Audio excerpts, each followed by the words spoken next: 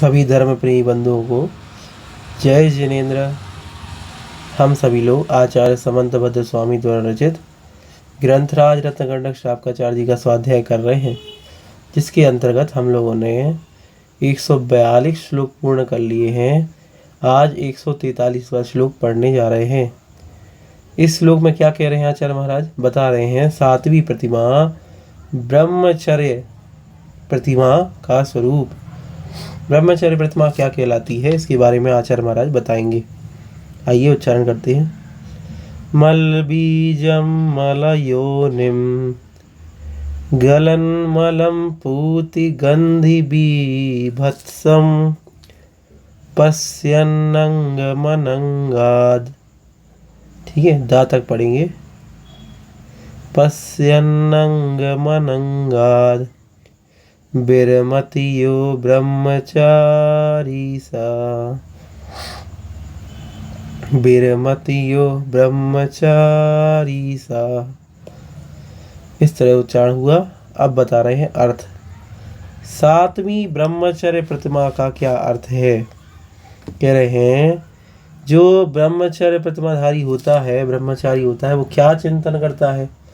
शरीर को देख करके सोचता है ये शरीर मल बीज है, अर्थात मल से उत्पन्न हुआ है। ठीक है, माता पिता रज बीरज मिलकर बनी देह तेरी। तो ये मल रूपी बीज से उत्पन्न हुआ शरीर है और मल योनिम अर्थात मल का स्थान है। ठीक है, इसमें से मल निकलते रहते हैं, इसलिए ये मल की उत्पत्ति का स्थान है। और गलन मलम मतलब इसमें से मल मूत्र आदि जो मल है वो झड़ते रहते हैं, मल की उत्पत्ति का स्थान है और इसमें से मल भी निकलते रहते हैं। और ये शरीर जो है मल से ही उत्पन्न हुआ है। ये तीन शब्द हुए। ऊति गंधी, ऊति गंधी मतलब होता है दुर्गंध युक्त है। बीभत्सम अत्यंत घिनौना है। ये एक एक शब्द के अर्थ आप देखते जाइएगा, क्योंकि जब आप अर्थ इनके याद करेंगे तभी आपसे इस श्लोक का अर्थ बनेगा। इस तरीके से पश्यन अंग, इस तरीके से पश्यन मतलब देखता हुआ, अंगों को, शरीर के अंगों को इस तरह से देखता हुआ। अनंगात विरमति, अनंगात मतलब है काम वासना से, विरमति मतलब जो विरत होता है। इस तरीके से शरीर के अंगों को जो देखता है वो काम वासना से, विरमति मतलब विरक्त हो जाता है।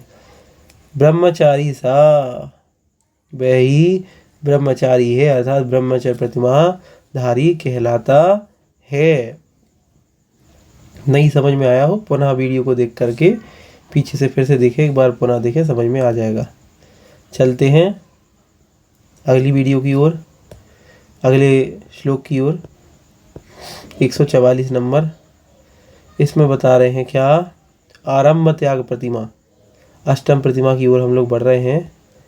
8वीं प्रतिमा आरंभ त्याग प्रतिमा। पढ़ते हैं। सेवा कृषि वाणिज्य, सेवा कृषि वाणिज्य प्रमुखादारंभ तो व्युपारमति, प्रमुखादारंभ तो व्युपारमति प्राणातिपात हेतु, प्राणातिपात हेतुर यो सावारंभ विनिवृत्ता, यो सावारंभ विनिवृत्ता। ठीक है, इस तरह से उच्चारण हुआ। अब अर्थ की ओर चल रहे हैं।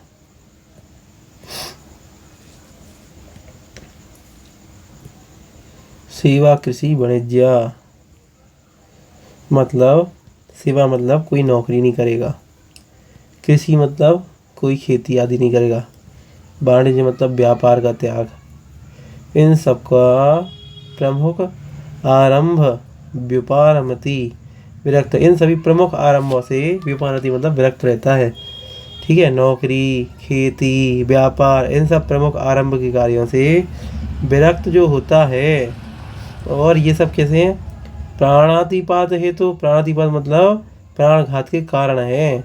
प्राणातिपात हेतु मतलब जीव घाती, जीवों के घात के कारण हैं, प्राणघात के कारण हैं। ठीक है, इसलिए यहाँ लिखा है यो सावारंभ विनिवृत्ता। जो असौ, यहाँ पर असौ लिखा था, असौ मतलब वह आरंभ विनिवृत्ता, उसे ही आरंभ से त्यागी प्रतिमाधारी कहते हैं। आरंभ त्याग प्रतिमाधारी कहते हैं। किसे कहते हैं? जो सेवा, ठीक है, अर्थात नौकरी, कृषि, वाणिज्य, इन सब प्रथम आरोग्यों से, प्रमुख आरोग्यों से विरक्त होता है और इनको प्राण घात का कारण मानता है, उसे ही आरंभ से विनिवृत्त कहते हैं, आरंभ त्यागी प्रतिमाधारी कहते हैं। इस तरह से 2 श्लोक पढ़े, पुनः देखिएगा, समझ में आ गए होंगे। 7 और 8वीं प्रतिमाधारी हम लोगों ने पढ़ लिए। इसके आगे अपन 9 और 10 प्रतिमाधारी अगले श्लोक में पढ़ेंगे। तब तक के लिए सभी को जय जिनेंद्र।